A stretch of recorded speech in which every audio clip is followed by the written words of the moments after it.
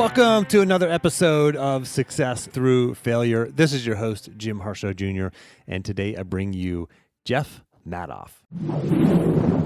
For years, I struggled to find the clarity of purpose in my life and the single-minded focus that I had when I was an athlete. You know, it just felt like I was working hard but not really getting any closer to where I wanted to go. And to be honest, I really didn't even know or have a clear vision on where I wanted to go. Then I discovered a powerful 4-step blueprint that I began to apply to my life, and it changed everything. Now, every morning, I'm excited to attack the day because I have a clarity of purpose and I have confidence in my plan and I have peace of mind in knowing that I'm back on that path to elite success.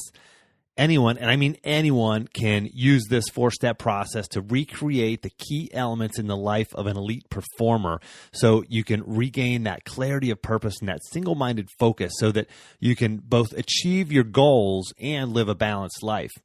I created a free PDF for you outlining the 4-step Reveal Your Path Blueprint for Success. Just go to jimharshawjr.com/blueprint. That's jimharshawjr.com/blueprint to get instant access to that free PDF.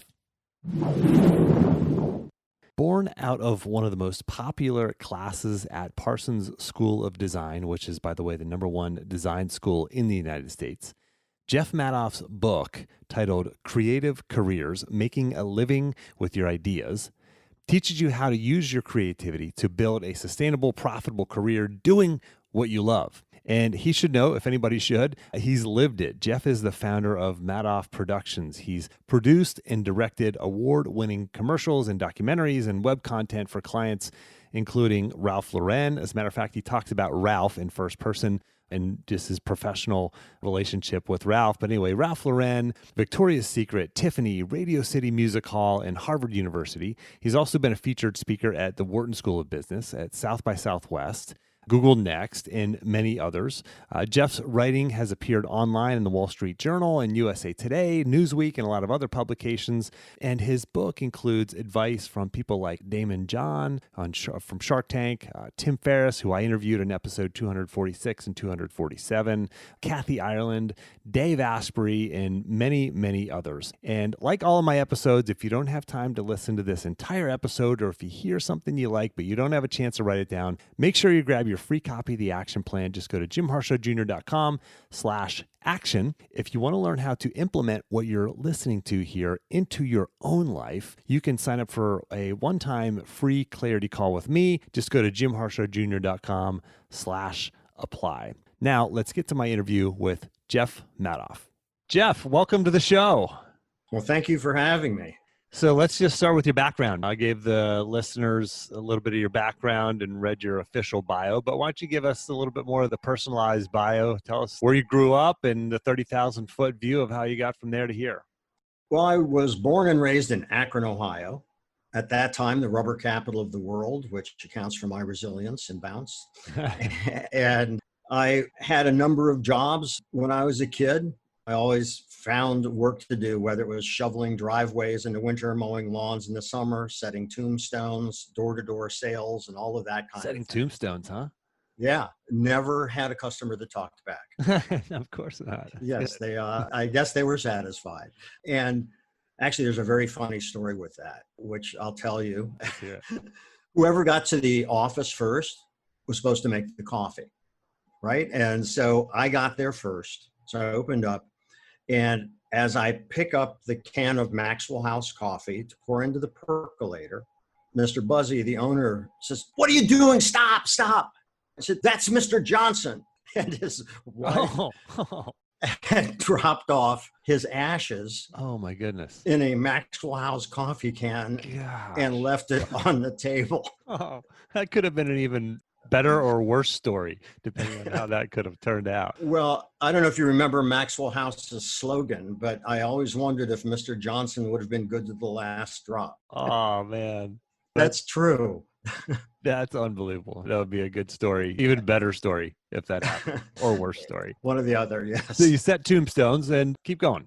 And back then, I was the youngest Fuller Brush man in the United States. Fuller Brush was door-to-door sales, which probably these days people wouldn't even open the door for somebody. Sure. But it was actually all of these things that I did informed my later life and my career, because the thing about door-to-door sales is you've got probably less than 10 seconds to engage somebody before they shut the door.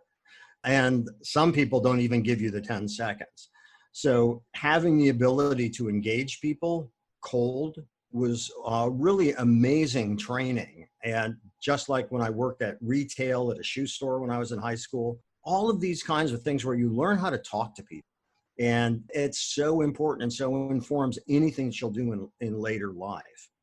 And like you, but not as good as you, I wrestled in high school and then in college until I realized I was not going to be a professional wrestler, and I stopped wrestling. But I did that for years, and that informed me too, because the thing about wrestling, and I'm curious if you agree with this, is you have to think in series. And just like in business, if you hit resistance, do you exhaust yourself trying to break the resistance, or do you pivot quick? Yeah, find a better way. Right. That's right. And so I think if our eyes are open, that everything we do informs everything else we do. And some of this stuff, by the way, I realize in retrospect and looking back. Yeah, but I find it was that's very true with a formative. lot of lessons. Yeah, we don't realize the lesson we're learning when we're going through it. But when we look back, that's the importance of actually hitting the pause button and looking back is the value and the learning that you gain from it. Right. Absolutely. So I went off then from high school, went off to the University of Wisconsin in Madison, where I continued to wrestle until I made that realization I wasn't going to be a professional. And I had a double major in philosophy and psychology. And very happy that I did, although in the practical world that we live in, I did try to get a job as a sage, but it was the Wiseman factories were not hiring. But I'm really happy that I had that liberal arts education, because it just gave me a breadth of not only knowledge, but curiosity. And that's one of the things that has stayed with me my whole life, is a love of learning and curiosity. And loved being in Madison. I started my first company there. And so my first adult career was I started a clothing company. And that was as really happened by accident. A dear friend of mine called me up. I was working in this little boutique, and he had graduated from college a year before I did. And he said, "Can you think of a gig that would earn more than bank interest? I've saved up some money." And I said, "Well, I see what we sell." And by the way, this was a little store, but it was very cool because I would find unique stuff to sell in there. When I come to New York, I was the buyer for it. And all the rock bands that came into Madison would come into the store because they heard it had cool, unique stuff. And I said, "I see the stuff that we're selling. I could always draw. I'll start a clothing company." I had no idea what I was talking about. I didn't know how to clothes manufactured. I went home and cut apart a shirt to see how it was constructed. I really knew nothing. But my friend sent me what was at the time more money than I had ever had at one point in my life, and that was $1,500. And the company grew very fast. Every 4 months, 3 months, we were doubling. And within 2 years, I had 120 employees, 2 factories, an office in New York, and a national sales staff. And I was learning how to do business. And it was, again, something that it has informed the rest of my life when I made a transition out of the clothing business into making films, doing commercials, and that sort of thing. Because I realized that there's all these kind of boundaries between businesses that are very siloed, where in fact, the protocols of most businesses are the same in terms of what you have to do well in that business. And the clothing business was a very tough business, very competitive, but also fascinating because you have to go from idea to communicating that idea to others, to costing out what it'll cost to make that idea happen, how much material, how much labor, how long will it take? What can I sell this for? Can I sell it for more than it costs me to make it so I can make a profit, collect the money, and continue to build and be in business? And that's generally the same thing in the film business. You have an idea, you storyboard it, you have to sell it to a client, but before you can sell it, you have to establish the budget. How many people is it going to take to do it? What kind of materials do we need? How much time will it take? Can I deliver it in a timely fashion and get paid enough to make it so I can do it again. And that was really a major breakthrough for me, is learning that all businesses are fundamentally the same. You're doing different stuff, but again, those protocols are the same no matter what business or service you're selling. Yeah. So you've had a lot of variety of experiences that have informed your career, and you've gone on to tremendous success. And so you've written the book, Creative Careers. I believe that everybody has a dream of making a living with their ideas. Everybody has ideas, whether it's for a business or a different way to do things in their industry or a product. But so few people actually try. Everybody has these ideas, but you've written about this in your book. Why do so few people try? I think that so few people try to pursue their dream because they're afraid that it involves risk. Risk brings about doubt. Risk is the unknown. Doubt is not being certain of the outcome of that unknown. And that's enough to stop most people. And I think that also ties directly into creativity, because I think that oftentimes, be it at home, be it through school, through a certain regimentation, what happens is that you learn to be afraid to fail, because that failure can bring you criticism. I don't want to say how thin your skin is, but how ill prepared you are in terms of how you frame failure, that it can really be emotionally crippling. So I think that there's an awful lot of people that fear and that doubt stops them. And I think there's a fundamental question that people need to ask themselves. If they ask themselves at all, they don't tend to ask themselves till much later in life. And that is, what is success to me? What does that look like to me? Was it acquisition of material goods? Is it having 3 homes and 5 cars and whatever? Or is it feeling fulfilled, that you enjoy a fulfillment from what you do? Not all the time, because that's not realistic, but most of the time. Do you feel good about what you're doing? Why are you even doing it if you don't? But a lot of people, and it's understandable, have to provide for a family. There's a lot of mitigating circumstances. So it's not just about find your bliss. That's not realistic either. How are you going to support yourself? Right. I think a lot of people, when they think about taking that risk and they feel that fear, I think they also look at others who have found the success that they want to have, and they believe certain things that maybe it was easier for that person. And there are 3 myths that you and I have spoken about before we've talked. And I want to share these 3 myths with the listeners, and I want you to break these down for us, because these are myths that are holding us back, myths that create fear, myths that foster self-doubt. And whenever you bust these myths, I think it breaks down the barriers to taking risks in dealing with failure and trying to do something that we want to do. So anyway, the first myth is the myth of the lone genius. Tell us about that, Jeff. So the myth of the lone genius refers to the movies and books about that tortured genius who at some moment has this manifestation of their idea and they did it themselves. Nobody does it themselves. So that myth of the lone genius refers to that fairy tale that we are told, be it Thomas Edison, who had hundreds of people working for him, and Steve Jobs, who had thousands of people. So did Edison, had thousands.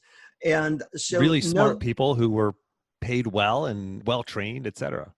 Exactly. So there's this mythology of that person did it alone and how incredible they were. And I guess the best example I can give of that being shattered was I had lunch with 2 Nobel laureates. And this is in the book, actually. It really struck me. I said, so what was it like? You got that phone call at 5 a.m. and you were going to get the Nobel Prize. And then you're there in Stockholm. What was that like? And both of them said, well, I felt like there should be 200 more people standing up here with me, because the notion that I did this myself is absurd. There's no way I could have done this myself, and no way I couldn't have done it with couple hundred other fantastic scientists who were working so hard, and we were all working towards the same goal.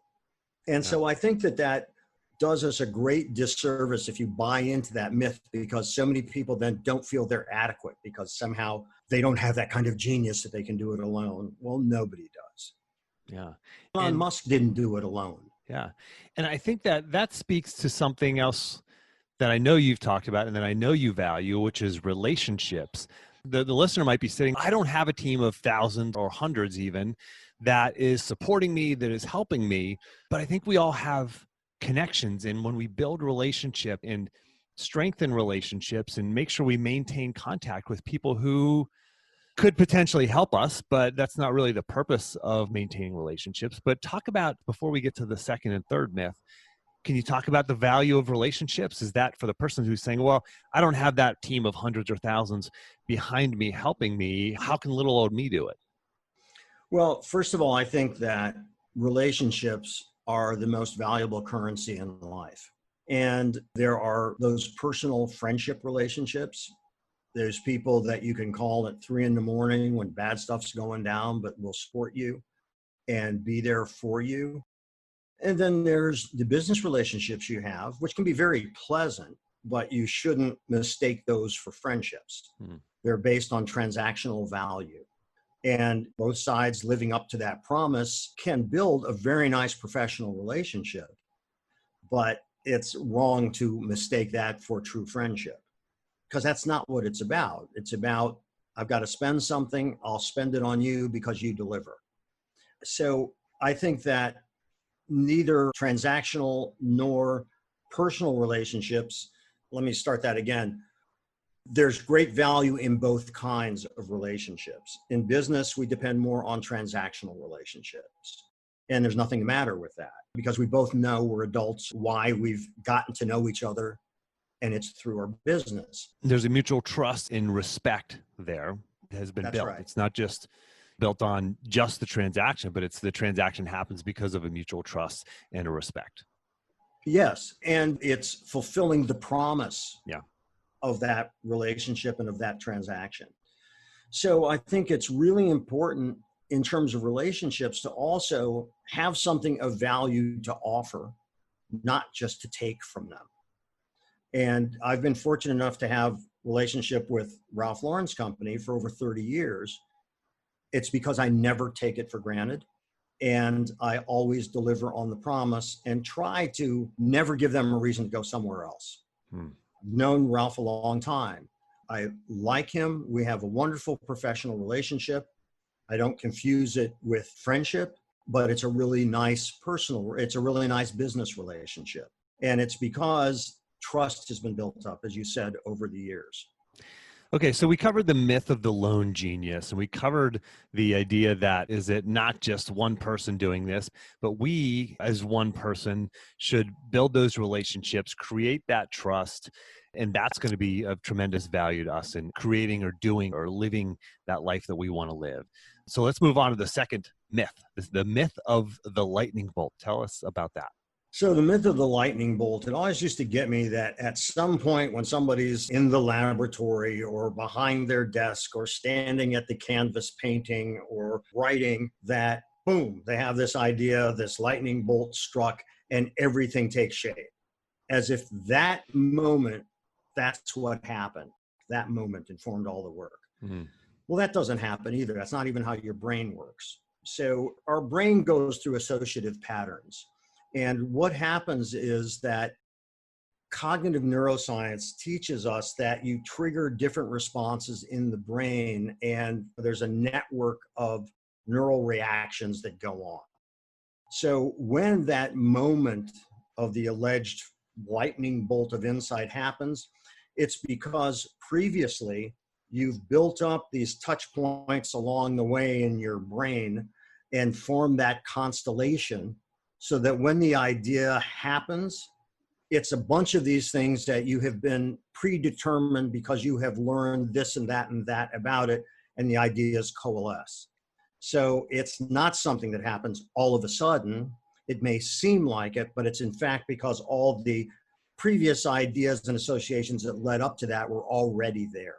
Yeah. And so for the listener, think about all the books that you've read or the books that you're reading right now, the relationships that you have. We already talked about relationships, the experiences that you've had, the failures, the attempts, all of that. You may not have that lightning bolt right now, right? You may not have that idea or this coalescence of ideas that has led to whatever it is that you're trying to come up with or do or create, but you were on that path. I mean, trust that you were on that path. And if you're standing still on the path, then you're not moving forward and you're not going to create the life that you want. But if you're moving forward, you're having these experiences, you're reading, you're learning, you're trying, you're attempting, you're building those relationships, then that's when and how great things eventually coalesce. So it's not just this lightning bolt that happens, but it's more of a process. So love that. Love the myth of the lightning bolt. I was just going to say, you were in sports, and it's not like when you're first starting to run, it's not like you can go all out and then there's a progression. It's getting in shape. It's sort of banking the conditioning and being open to that, so that when you hit a stride, once you've been working out and you have that breakthrough, you don't have the breakthrough starting from nothing. You have that breakthrough from starting from all your previous training, and then you can accelerate. And it's kind of the same thing. Yeah. You work out and work up to it. It doesn't just happen. Yeah. It doesn't just happen while you're laying in bed one night. You got to work towards it. Right. The myth of replication is the third myth. Tell us about that, Jeff. The myth of replication is created a huge industry, particularly in books and coaches and all of that, where if you do what I say, you will be successful. And that's just not true. First of all, you cannot replicate somebody else's process. There are all these things that led up to doing whatever it is that they do. There's all these things that led up to you doing whatever you do, and they're never the same.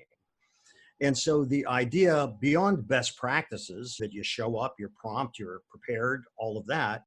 But the idea that if you do the same thing, like it's a prescription, here's the 7 steps you need to take to be successful.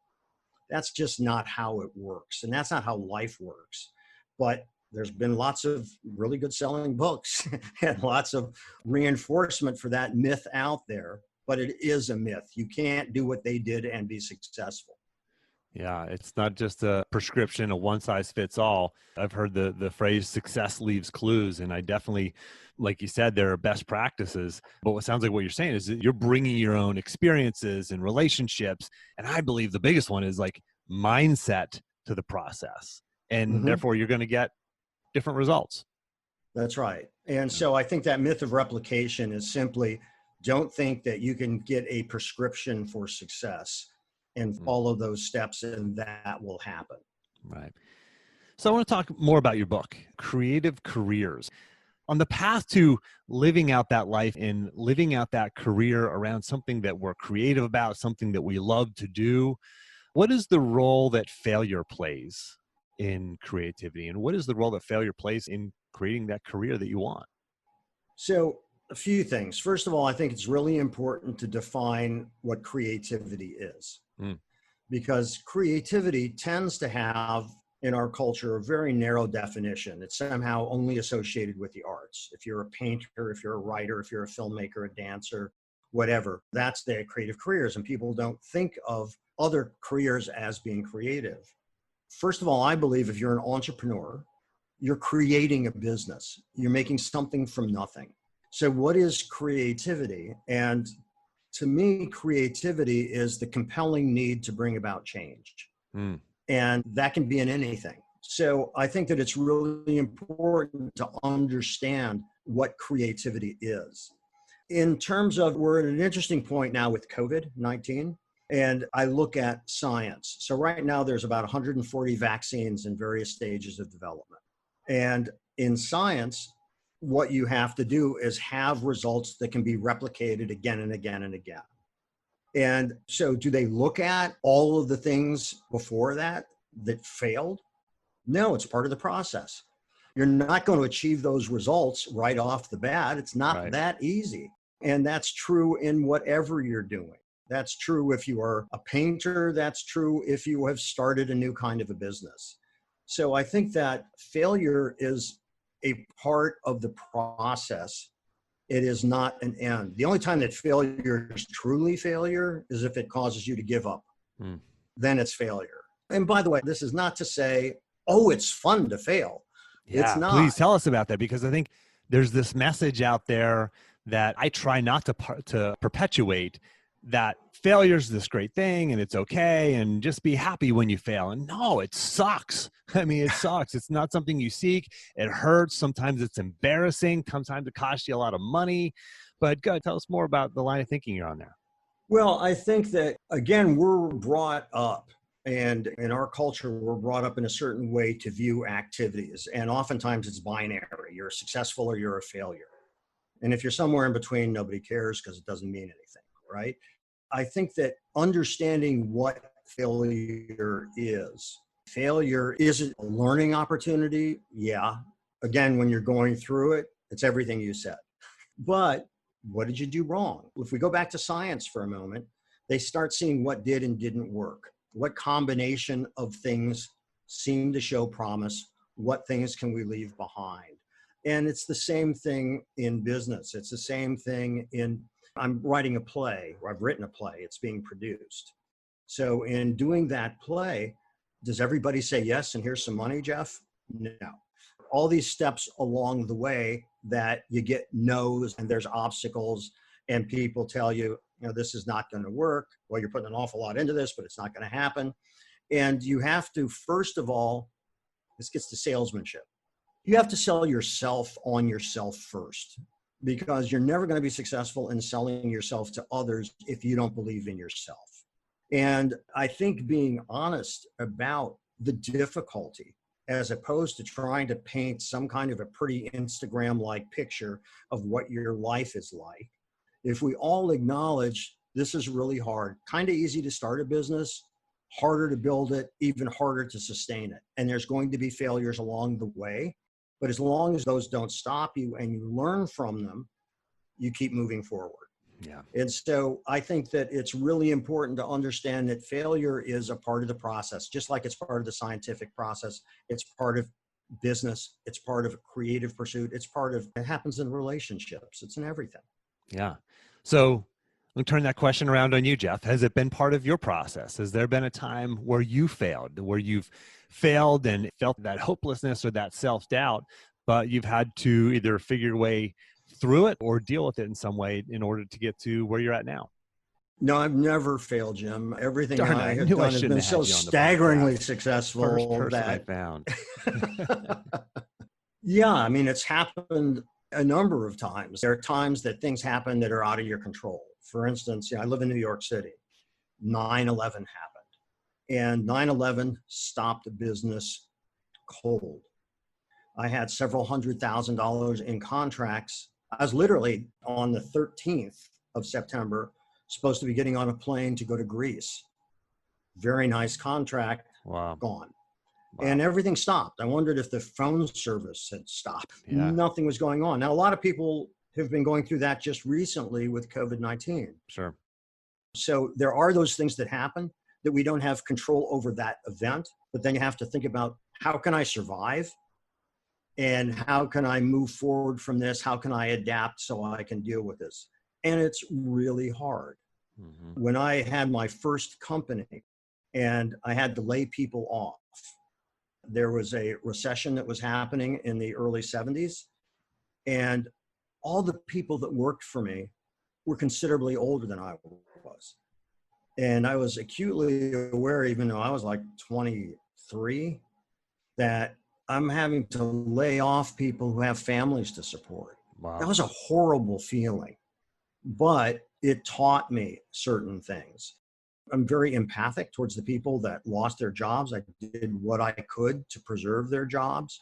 And sometimes nothing you can do. The demands financially make it essential that you do those things. Mm. We all have different pain points and all can decide at different points.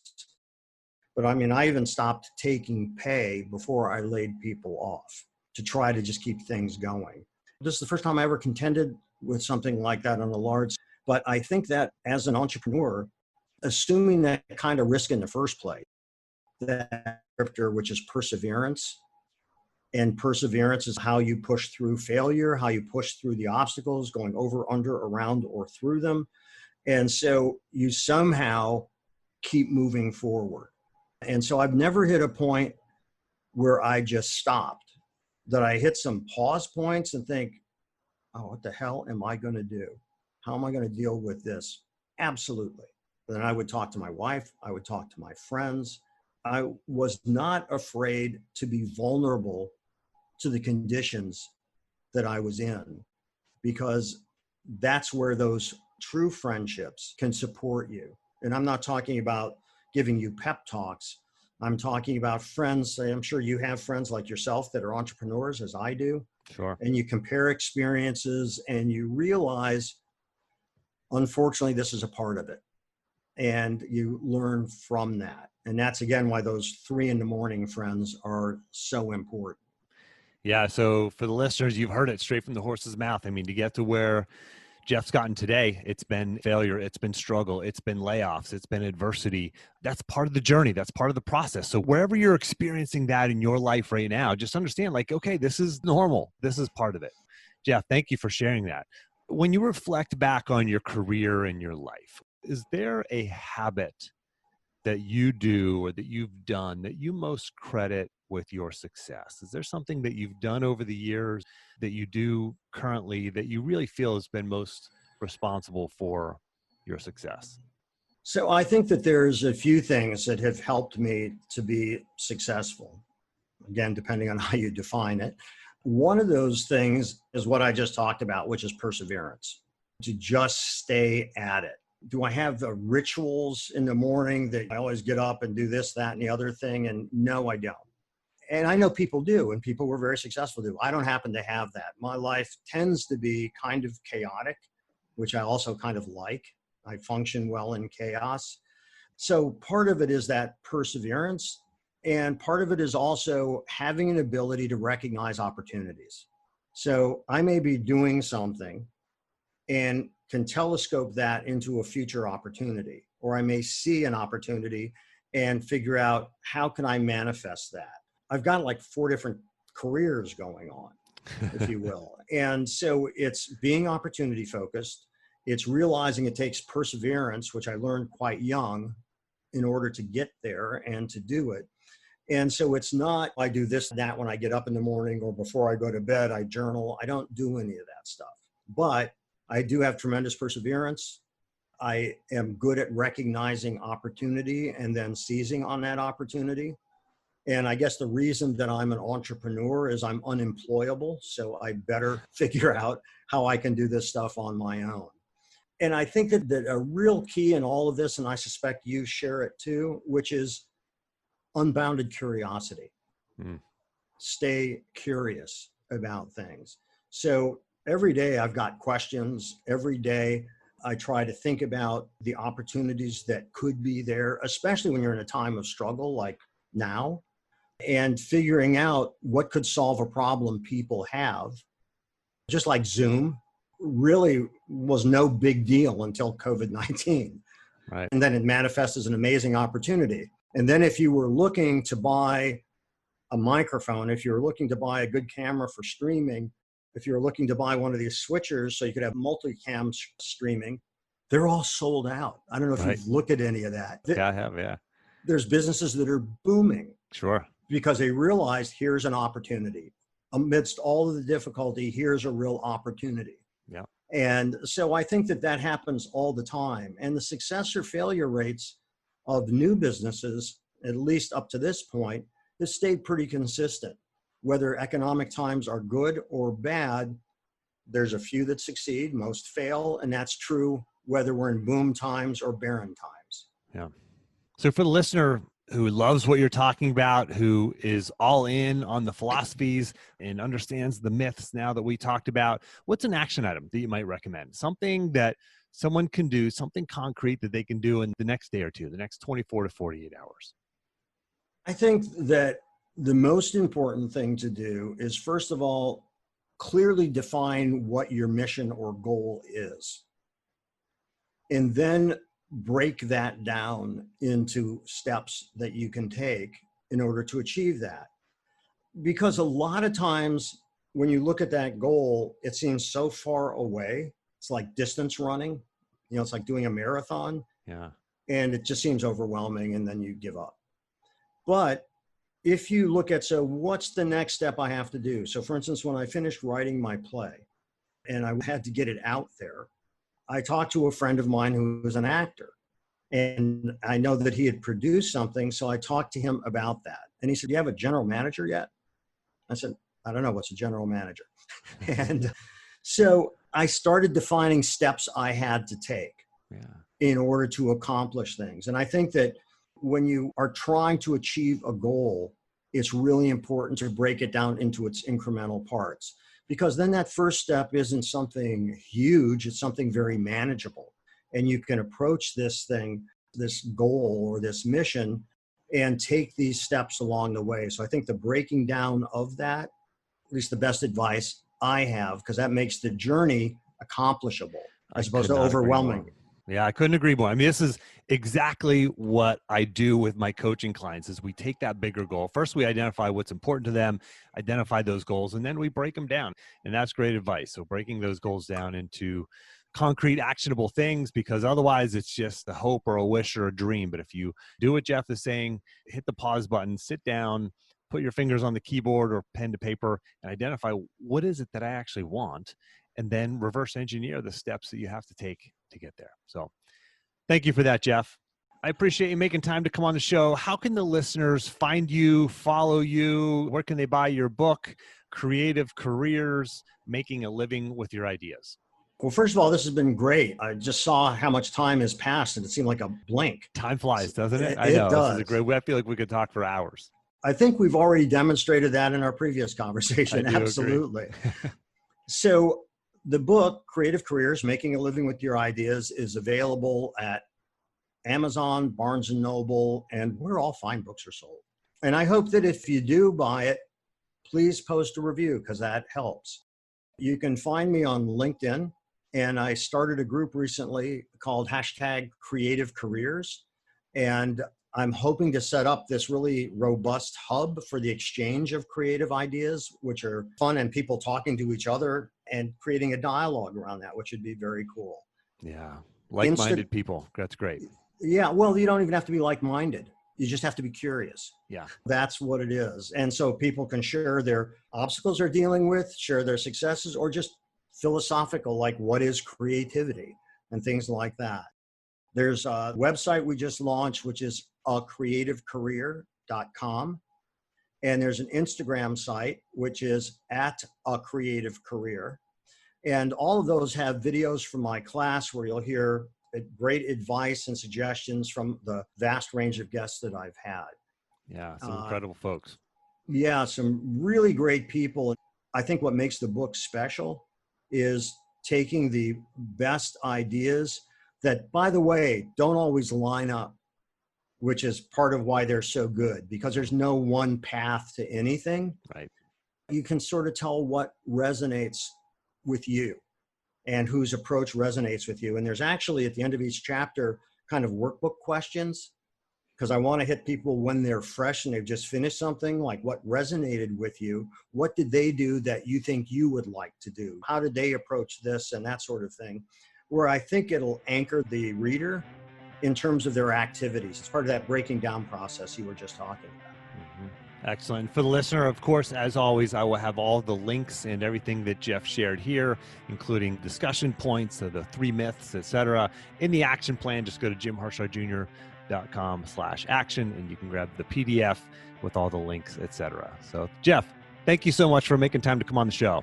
Thank you. This was great. I really appreciate it. Likewise. And for the listener, as always, until next time, take the time to get clear on your goals and embrace failure as a stepping stone on your path to success.